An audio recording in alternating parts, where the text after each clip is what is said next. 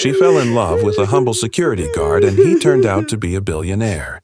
Will she forgive him for this lie? In the quiet village of Ezyama lived a girl named Adaora. Only 20, but her eyes were tired, like they had seen too much for one lifetime. Since the death of her mother, peace had become a stranger. Her father, once the village's most generous yam farmer, had drowned his soul in palm wine and bitterness. And when he brought home a new wife, Mama Njideka, everything grew worse. Adaora became the housemaid, cooking from before sunrise, farming until her fingers bled, sweeping with her head bowed, and most nights she slept with nothing but her hunger. The villagers watched with pity in their hearts, but fear sealed their mouths. No one wanted to confront Papa Ejike's madness. Then came Chuka, a stranger from the city. His shirt was torn, his shoes patched with thread, but his eyes burned with quiet fire.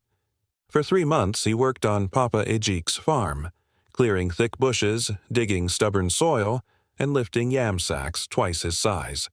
Yet not a single coin had reached his hands. Tomorrow, next week, when the harvest is good, Papa Ejike would mutter. But nothing ever came. One scorching afternoon, sweat dripping down his face, Chuka returned to the compound. "Baba, please, I need my payment," he said, voice trembling from exhaustion. Papa Ejike scratched his scruffy beard, eyes darting around. Then he saw Adaora, bent over with a broom in her hand, her back curved like an old woman's. He let out a cruel laugh. "You want payment?" "Yes, sir. I've worked hard. I just need what you owe," Chuka replied. Papa Ejike pointed at Adaora. "Then take that one. Take the girl." Chuka froze. "Take who?" "My daughter," Papa Ejike said with a sneer. "She's good for nothing. Take her to the city. That will settle your payment." "You can take her and she'd be your wife. No need to pay your bride price and no need to spend money on a ceremony." Adaora's heart cracked like dry ground beneath a hammer. The broom fell from her hand as she turned to her father, her voice trembling. "Papa." "No, please." "Shut your mouth," he barked. "You should be thanking him. A man is willing to take you." Beside him, Mama Njideka folded her arms and smiled with wicked delight. "Let her go," she said coldly. "One less stomach in this house." Adaora collapsed to her knees, her hands trembling, tears pouring like rain. She begged, she wept, but no one moved, no one listened. The wind rustled the trees, but the hearts around her stayed stone. Chuka stood silent, staring at her. She was tired, thin, bruised by life, but something about her, something quiet and strong, stirred his heart. "She's beautiful," he whispered without thinking. Papa Ejike squinted. "What did you just say?" Chuka straightened his shoulders. "I'll take her." And just like that, Adaora's life took a turn she didn't understand. She tied her clothes in an old black nylon bag. No hugs, no blessings, not even a goodbye from the people she served like a slave. Only one soul wept for her, her little half-brother, Obinna, barely 7, hiding behind the mud wall with teary eyes and waving hands. She followed Chuka, feet heavy but heart slightly hopeful. The journey to the city dragged through forests, villages, and endless red dust. Adaora sat by the window of the rickety bus, staring at the trees flying past. Her heart was a storm. She didn't know what waited ahead, but as the bus roared forward she whispered, "God, please, don't let this man hurt me. Just let me find peace. I'm tired." Chuka didn't speak much on the road. His face stayed forward, eyes deep in thought, but every so often he glanced at Adaora and sighed. She looked small, like a bird with broken wings, a girl who had carried too much sorrow for too many years. The road stretched long, winding through towns until the bus finally pulled into the great city of Onika. Adaora's eyes widened. The air smelled different. The sky seemed bigger.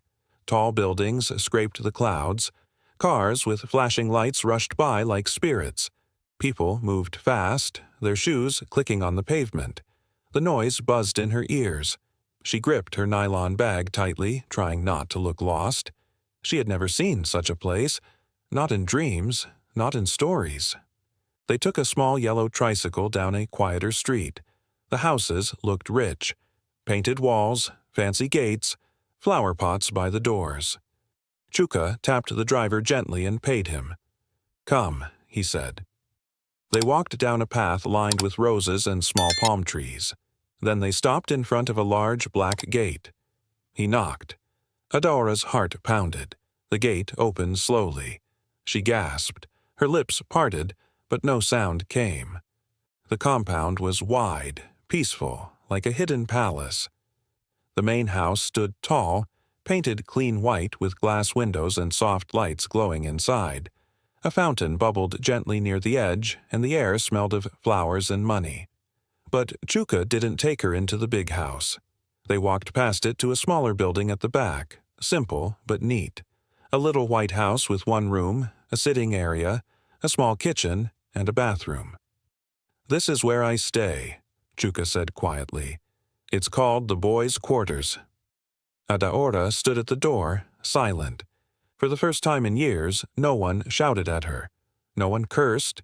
Just a roof, a room, and quiet. "This is where I live," Chuka said softly, a small smile forming on his face. Adaora stepped inside the tiny house. It was simple, but clean. Quiet. The kind of quiet that doesn't feel empty. It felt safe. "I just got a job as a night security guard," Chuka added. "The madame who owns the house, she's kind. She gave me this place free of charge." Adaora turned to him, her eyebrows raised. "Really?" Chuka nodded. "Yes. She lives in the main house with her son. She said I can stay here as long as I protect the compound." Adaora glanced around again. The building wasn't big like the main house, but it felt like a palace to her. A roof that didn't leak. A door that locked. A real bed with clean sheets. Not the cold kitchen floor where rats kept her company back home. She closed her eyes for a moment and whispered, "If this is God's plan for me, then I accept it." Chuka watched her closely. "Are you okay with it?" Adaora gave a small nod, her lips lifting just a little. "Yes, I feel peace. And I haven't felt that in years." 2 mornings later, Adaora slowly opened her eyes to the smell of something warm and sweet drifting through the air. It wasn't a dream. Someone was cooking. Sunlight slipped through the curtain, resting gently on her face. She sat up on the soft bed and stretched her arms, her body still adjusting to comfort. For the first time in many years, Adaora slept without fear. No shouting. No beatings. No harsh voices calling her lazy or useless. Just silence. Sweet, peaceful silence. She went to the kitchen and made breakfast that morning. She heard the kind voice of Madame Neka, the woman who owned the house. "You've done well this morning. The kitchen smells good." Adaora smiled shyly. Madame Neka looked at her with soft eyes and patted her hand. "You're a good girl. You deserve this peace." Adaora's throat tightened. Her hands trembled slightly. "Ma, can I tell you something?" "Of course, my child." "I've been searching for a way to earn money, not for clothes or anything like that. I want to go to school. I want to further my education and maybe go to university." Madame Neka's eyes lit up, wide with joy. "You want to go to university?" "Yes, Ma," Adaora said, nodding quickly. "I stopped after secondary school. Things were hard at home, but I love reading. I love learning. I don't want to waste my mind." Madame Neka leaned forward and wrapped her in a warm hug. "My child, that is a beautiful dream. I love girls who love school. I'm proud of you. Since you cook so well, I offer you a position as the cook in the house so you can work and save money for school." Adaora's heart swelled with a joy she hadn't known since she was little. Thank you, Ma. Thank you so much. Accepting the job. After helping in the kitchen, Adaora rushed back to the boys' quarters, her slippers tapping lightly on the cement floor as she ran. Her face glowed. Her spirit danced. For the first time in her life, her dream had been heard. "Chuka! Chuka!" Adaora called, almost breathless with excitement. He rushed out of the room, looking worried. "What is it? Why are you shouting like that?" She couldn't hold back her smile. "Chuka, you won't believe it. Madame Neka said I should become her new cook." Chuka's eyes widened. "Wait, seriously?" "Yes, and she said she'll pay me every month. I told her about my dream to go to university and she was so happy."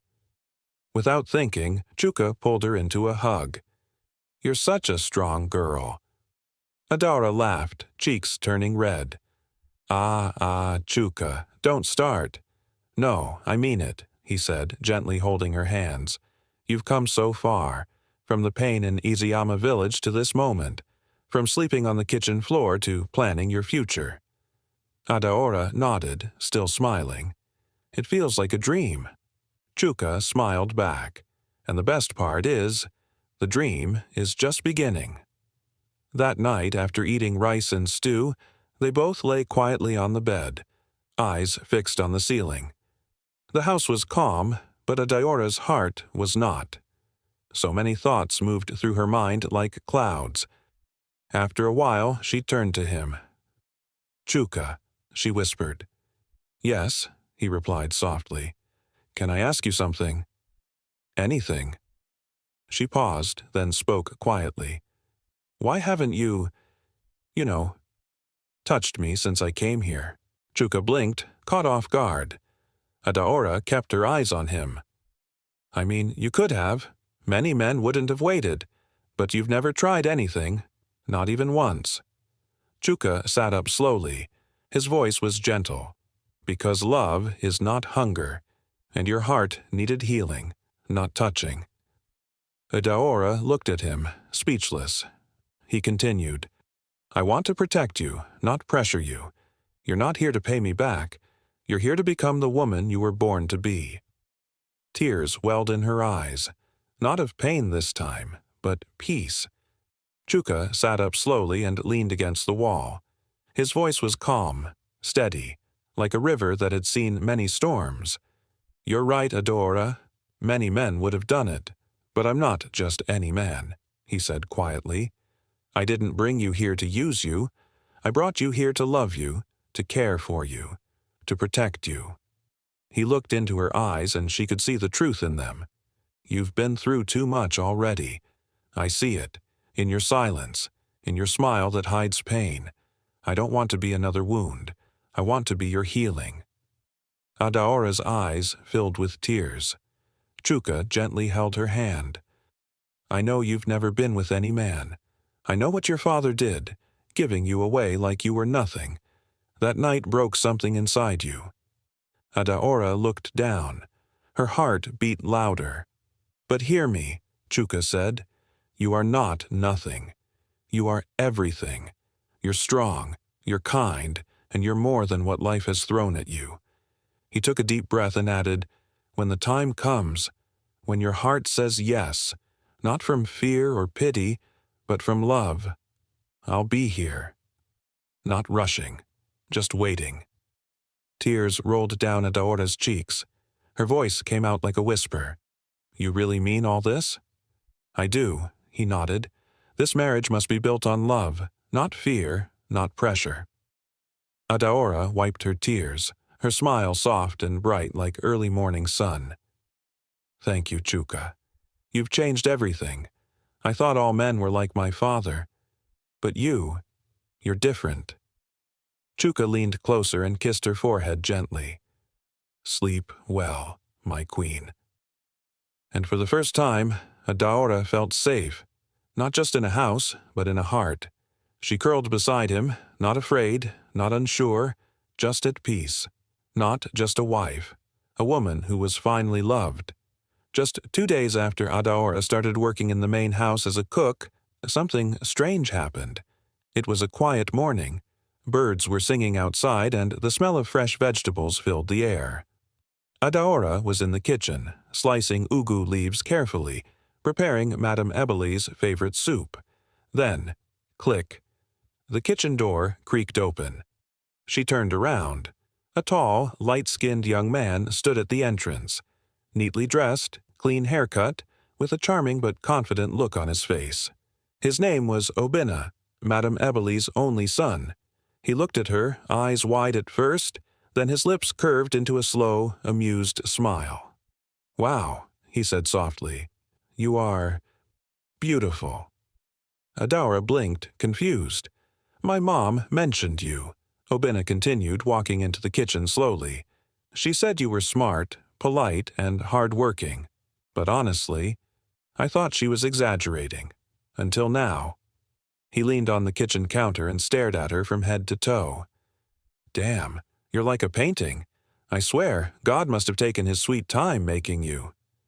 Adaora's heart skipped. She felt her stomach tighten. Slowly, she lowered her eyes and stirred the pot again.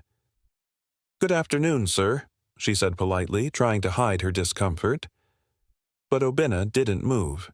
He just stood there, smiling like a man who had just found a hidden treasure. And deep down, Adaora could feel it. This man was going to be trouble.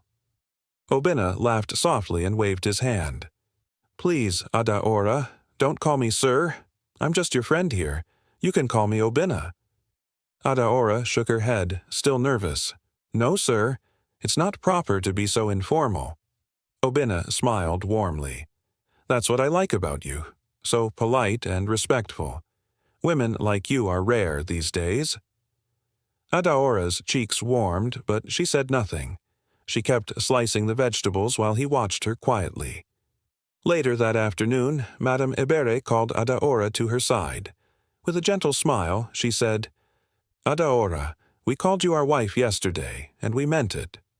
Adaora blinked in surprise. "Thank you, Ma. I'm not angry anymore. I forgive you." Madame Ebere smiled even brighter, then added something that puzzled Adaora. "You are my son's wife." Adaora frowned. "Your son?" Madame Ebere nodded. "Don't worry, my dear. You'll understand soon." After a few moments, Madame Ebere and Obinna embraced Adaora warmly before leaving the room. Adaora stood by the door, confusion swirling inside her. What could they possibly mean? That evening, when Chuka returned home, he looked tired but happy. Adaora turned sharply as Chuka entered the room. "Where have you been all day? I've been waiting for you," she asked, a mix of worry and frustration in her voice. Chuka smiled softly. He knew it was time to tell her who he really was, as he was tired of hiding and pretending. He was in love with her and hated lying to her, so he took her hands in his. "My love, there's something I need to tell you." Adaora folded her arms. "What is it now?" He took a deep breath, then looked straight into her eyes. "Adaora, I'm sorry." She raised an eyebrow, surprised. "Sorry for what?" Chuka sat down beside her and spoke gently. "I lied to you." Chuka's face changed to confusion and hurt. "Lied about what?" Chuka's voice was calm but serious. "Chuka is not just Madame Ebere's son. He is my younger brother. And Madame Ebere, she's not just my employer. She is my mother." Adaora gasped, stepping back. "What? You mean, all this time?" He nodded slowly. "Yes. I never meant to keep it from you forever. I needed to know if someone could love me for who I am, not for my family or wealth." He looked down, regret in his eyes. "I've been hurt before. People only wanted what I had. I needed to find someone who loved me for me." Adaora sat quietly, trying to absorb the truth. "You should have told me sooner," she said softly. "I know, and I'm sorry. Please forgive me, Adaora." There was a long silence. Then Adaora smiled faintly, teasing him. "Okay, I forgive you, but you owe me something now." Chuka laughed. "What do I owe you?" Adaora grinned. "A car and a big house, for lying to me." Chuka threw his head back and laughed. "Deal, my queen." Adaora smiled and threw her arms around him, feeling closer to him than ever before. "I love you so much, Chuka," Adaora whispered. "And I love you even more, Doctor." "Adaora to be," he replied, holding her tightly. She had already started her studies. They kissed deeply, full of love, relief, and hope. The truth was finally out. No more hiding, no more pretending. News spread fast. Chuka, the humble security guard, was actually a billionaire. When Adaora's father heard the news, he nearly choked on his palm wine. His eyes filled with shock and shame. He called Adaora immediately. "My daughter, please forgive me," he said, voice humble and broken. "I was blind. I didn't know God had blessed you like this." Adaora was silent for a moment before she spoke calmly. "I want your stepbrother to come and stay with me in the city. Things are hard here." Her father's voice trembled. "With all due respect, sir, never." "Please, Adaora, I forgive you, but I want to stay far away from you and your wicked wife. I'm at peace now. I suffered too much under your roof." Her voice sharpened. "If you ever need help for something important, call me. But don't call me for nonsense, and take good care of your miserable wife." She hung up and dropped the phone. Then she looked up and whispered, "Thank you, Jesus, for bringing Chuka into my life." Years later, Adaora wore her white coat and walked across the graduation stage. She was now a qualified medical doctor. Chuka was the loudest voice in the crowd. "That's my wife. Come here, you beautiful big woman." After the ceremony, he hugged her tightly. "I'm so proud of you, baby. You are mine forever." She smiled warmly. "Thank you for believing in me. Thank you for everything, honey. You are the world's best husband." He smiled back. "And you are my forever queen." One peaceful afternoon, Chuka took Adaora on a quiet drive. They stopped before a huge white mansion with golden gates. Adaora looked around in awe. "Why are we here?" Chuka smiled and pulled out a bunch of keys. "This is your mansion, my queen." Adaora screamed in delight. "Chuka, stop playing. I'm serious. I promised you a car and a mansion. And here they are." She hugged him, laughing and crying at the same time. "I also have good news," she said, stepping back. "What is it?" he asked, smiling. "I went for a test last week. I'm 3 months pregnant." Chuka froze, then shouted, "Adaora, are you serious?" "Yes," she laughed. "We're going to have a baby." He lifted her off the ground and spun her around joyfully. "God, thank you. I will spoil you and our baby forever." He knelt and kissed her stomach. "My baby, Daddy loves you already." Adaora smiled, tears in her eyes. "From being rejected to becoming royalty," she said softly.